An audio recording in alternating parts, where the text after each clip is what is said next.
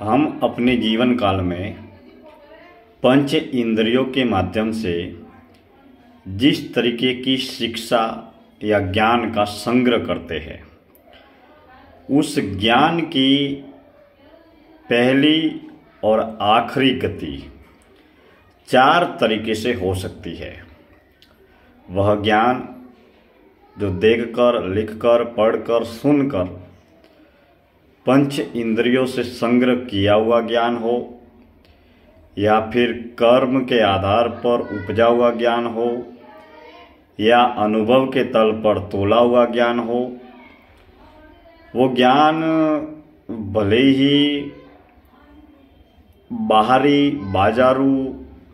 व्यक्ति, वस्तु, धन, साधन, पदार्थ से जुड़ा हुआ भौतिक व्यावसायिक ज्ञान हो, या धर्म, आध्यात्म, दर्शन, विज्ञान, कला, साहित्य, संस्कृति, जिस किसी भी तरीके का कोई भी ज्ञान हो, उस ज्ञान की 4 तरीके की गति हो सकती है, जो मेरे तल पर, मेरी समझ के तल पर, मेरी बुद्धि के तल पर मैं जो समझ पाया हूँ वह आपको बताने जा रहा हूँ। पहले तो हम बचपन से ही जिस घर, परिवार, समाज, संसार, जाति पाति, धर्म, पंथ, संप्रदाय में जहाँ भी पलते हैं, बढ़ते हैं, रहते हैं, वहीं से जुड़ा हुआ ज्ञान, संस्कार,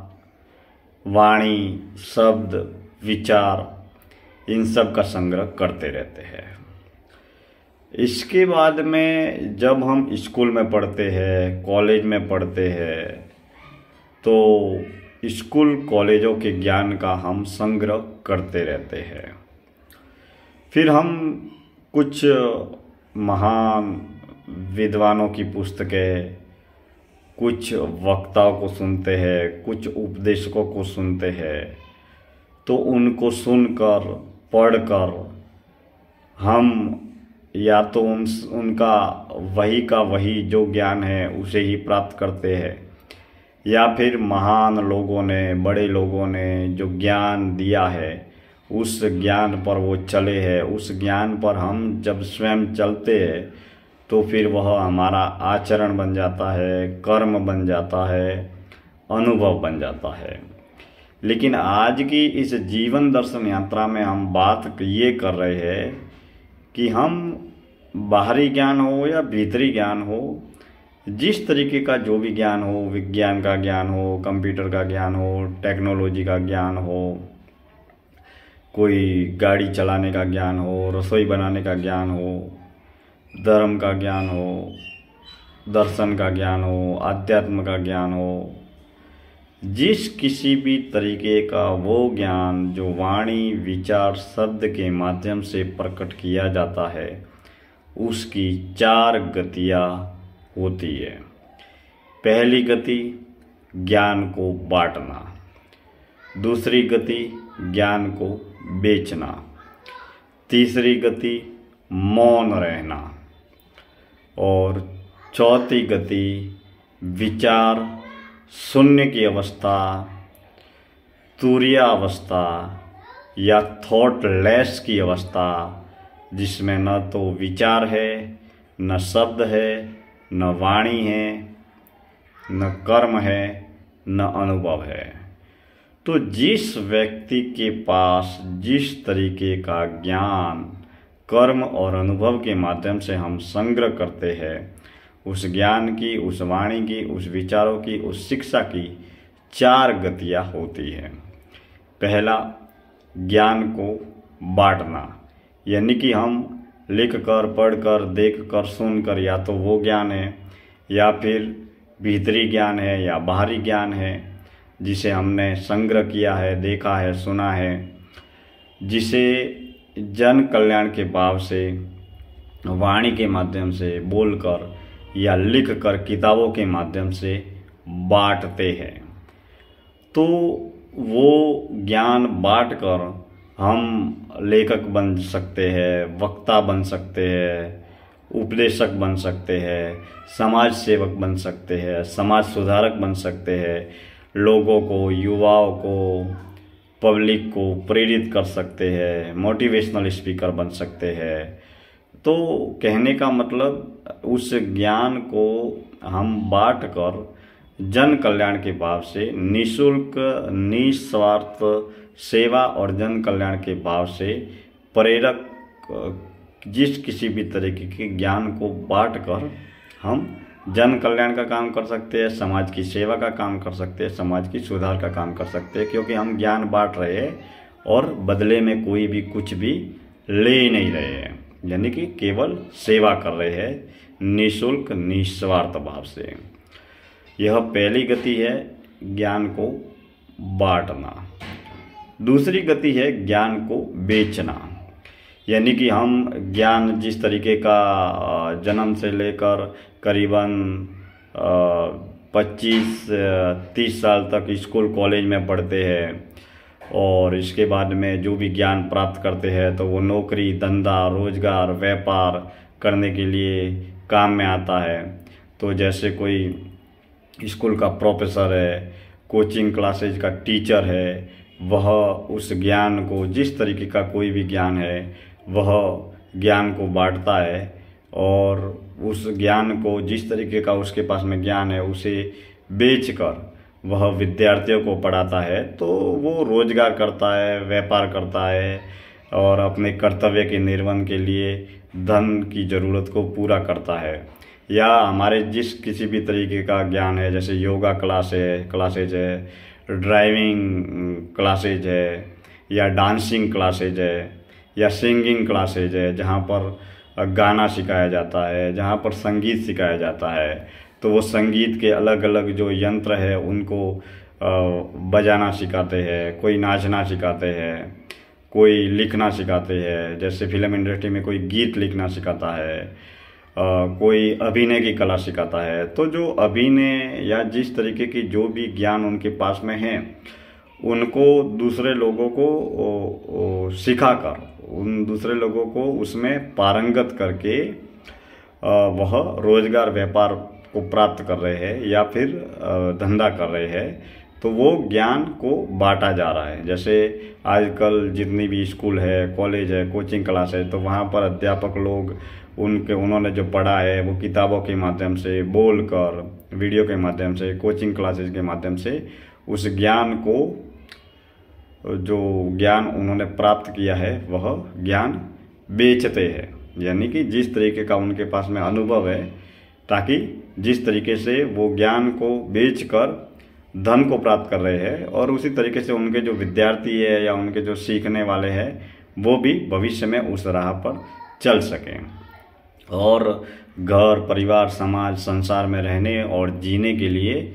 धन का होना बेहद ज़रूरी है, क्योंकि धन से ही हम सुखी, सफल, संपन्न जीवन जीते हैं। तो यह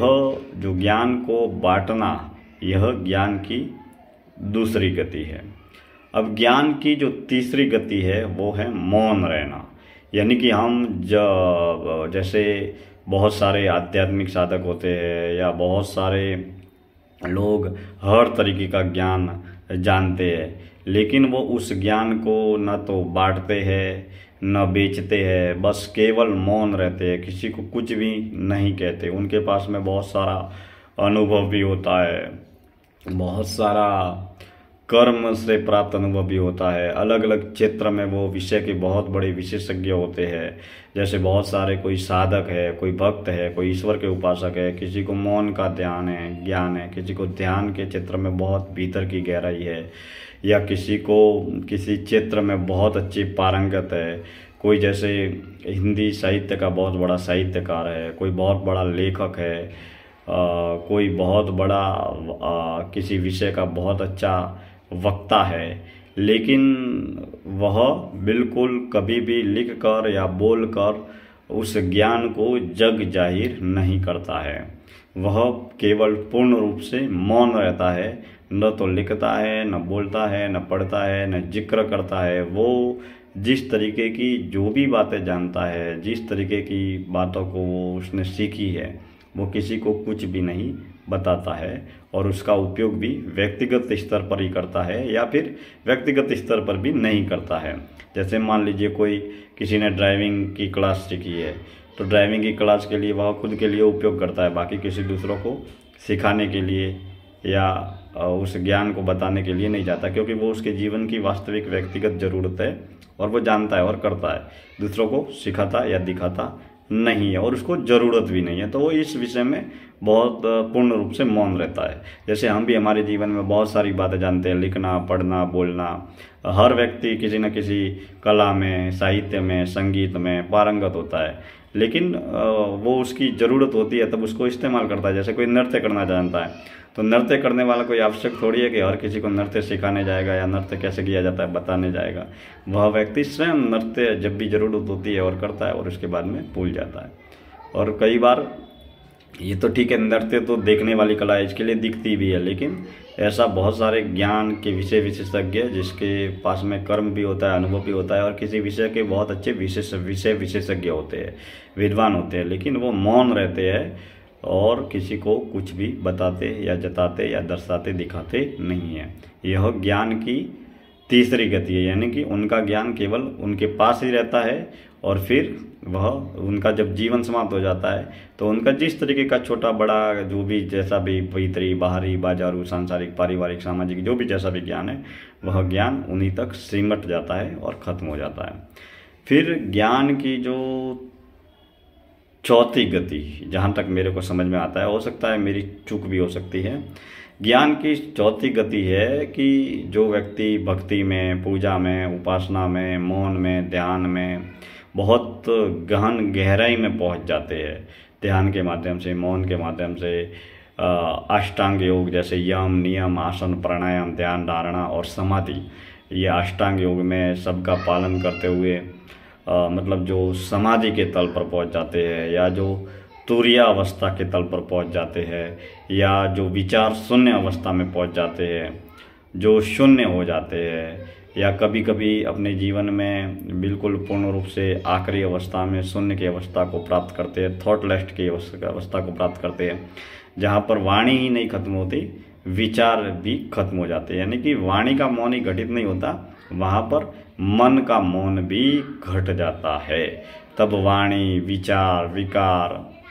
हर तरह की क्रिया प्रतिक्रिया बिल्कुल बंद हो जाती है, जिसे मेरे अनुभव के तल पर या जहाँ तक मेरे को जानकारी है, बौद्धिक तल पर जो जानकारी है, उसे हम तुरीय अवस्था या विचार शून्य अवस्था भी कहते हैं। तो वो ज्ञान फिर वहीं पर मौन हो जाता है, यानी कि समाप्त हो जाता है। मौन में क्या होता है कि व्यक्ति जागृत अवस्था में होता है, वो उस ज्ञान को जानता है लेकिन बोलता नहीं है। लेकिन जो तुरीय अवस्था या विचार शून्य अवस्था या समाधि की अवस्था है, वहाँ पर उसके पास में ज्ञान भी होता है, विचार भी होता है, लेकिन वह शून्य की अवस्था में पहुँच जाता है, जहाँ पर न तो विचार होते हैं, न ज्ञान होता है, न विकार होते हैं, न किसी प्रकार का कर्म होता है, न किसी भी प्रकार का अनुभव होता है। वो भीतर का जो एक चेतना का होश रहता है वो अदृश्य रूप से बना रहता है। तो मित्रों, आज मेरे मन में एक विचार आया कि हम जो लिख कर, पढ़ कर, देख कर, सुन कर, भले ही पंच इंद्रियों का ज्ञान हो या अनुभव का ज्ञान हो, अध्यात्म का ज्ञान हो, धर्म का ज्ञान हो, दर्शन का ज्ञान हो, वो ज्ञान भले ही लिख कर, पढ़ कर, देख कर, सुन कर, बोल कर या शास्त्रों को पढ़कर किसी भी तरीके का ज्ञान हमने प्राप्त किया हो, तो उस ज्ञान की ये 4 गतियाँ होती है। तो आज मेरे मन में ये विचार आया और मैंने फिर चिंतन किया कि हम या अन्य लोग, वक्ता, उपदेशक, समाज सेवक, समाज सुधारक, महान महापुरुष जो भी जितने भी हुए हैं, वो ठीक है ज्ञान प्राप्त करते हैं, फिर वो ज्ञान, शिक्षा, सूचना, जानकारी जो भी करें, उनकी आखिरी गति क्या होती है। तो ज्ञान के साथ में हमारे जीवन की भी गति होती है। तो और दूसरा, विशेष रूप से धन दौलत को, अमीरी को, प्रसिद्धि को नापा और तोला जा सकता है, लेकिन ज्ञान के तल पर किसी को तोला नहीं जा सकता। ठीक है, वो कोई व्यक्ति है जो बोलता है या बात करता है, बहस करता है, तर्क वितर्क करता है, media, social media, TV channel या यूट्यूब या जिस तरीके की फेसबुक, व्हाट्सअप, इंस्टाग्राम जो भी आजकल सोशल मीडिया के प्लेटफॉर्म है उसके माध्यम से वो जग जाहिर करता है, तो लोगों को उस मालूम पड़ता है कि भाई वो इस विषय में बहुत विस्तार से जानता है। लेकिन ज्ञान के विषय में किसी भी रूप में किसी को तोला नहीं जा सकता, क्योंकि मान लीजिए कोई व्यक्ति बहुत बड़ा विद्वान है, बहुत विषय का बहुत अच्छा विशेषज्ञ है, लेकिन अगर वो लिखे नहीं, पढ़े नहीं, बोले नहीं, एक शब्द भी जग जाहिर न करे तो किसी को कुछ भी मालूम नहीं पड़ेगा। जैसे मान लीजिए हिमालय में बहुत बड़ा योगी है जिसने ज्ञान से आत्मज्ञान का सफ़र तय कर लिया है, आत्मज्ञान भी प्राप्त कर लिया है, मोक्ष को प्राप्त कर लिया है। अब हिमालय के महान योगी को न तो कोई जानता है, न पहचानता है, न उसके पास में धन है और न ही वो एक शब्द भी बोलता है। अब मान लीजिए ऐसा हिमालय का योगी हमारे पास में भी आ जाए साधु बनकर या एक सर्वसाधारण सामान्य आदमी बनकर, तो क्या हम पहचान जाएंगे कि वो इतना गहराई वाला साधु है या योगी है या सन्यासी है, जबकि उसने किसी भी प्रकार का एक भी शब्द नहीं बोला है। तो मित्रों, ज्ञान के विषय में हम अगर 2 शब्द बोलते हैं पब्लिक के बीच में या लोगों के बीच में या यूट्यूब के माध्यम से, सोशल मीडिया के माध्यम से, तो इसका मतलब ये नहीं कि हम बहुत कोई ज्ञानी हैं। ठीक है, 4 लोग हमको जानते हैं, पहचानते हैं, इसके लिए जो लोग नहीं जानते वो ज्ञानी, विद्वान या बुद्धिमान की उपमाएं हमें दे सकते हैं, या इसके ज्ञान को बांट कर या बेच कर, ज्ञान को बाजारू बनाकर हम अमीरी, प्रसिद्धि या मान सम्मान, पद पुरस्कार प्राप्त कर सकते हैं। लेकिन इसका ताल्लुक या सरोकार ये नहीं कि हम बहुत बड़े ज्ञानी हैं, क्योंकि दुनिया में एक से बढ़कर एक ज्ञानियों का, विद्वानों का और एक से बढ़कर एक सत्य के खोजियों का बहुत बड़ा भंडार है। लेकिन वो मौन, वाणी के मौन से मन के मौन की ओर आगे बढ़ते हैं। दोस्तों, आज का ये जो चिंतन था वो ज्ञान पर था और ज्ञान की गति पर था। तो मेरे मन में ये विचार आया और एक रचनात्मक, कलात्मक विचार आया, सृजनशील विचार का जन्म हुआ, तो सोचा मैं आपके सामने आज की इस जीवन दर्शन यात्रा में साझा करूं। मित्रों, आपकी सलाह सुझाव का बहुत बहुत स्वागत है। हम वाणी, विचार और ज्ञान, कर्म, अनुभव को बाजार बनाने की यात्रा, जीवन दर्शन यात्रा को सदैव जारी रखेंगे। धन्यवाद।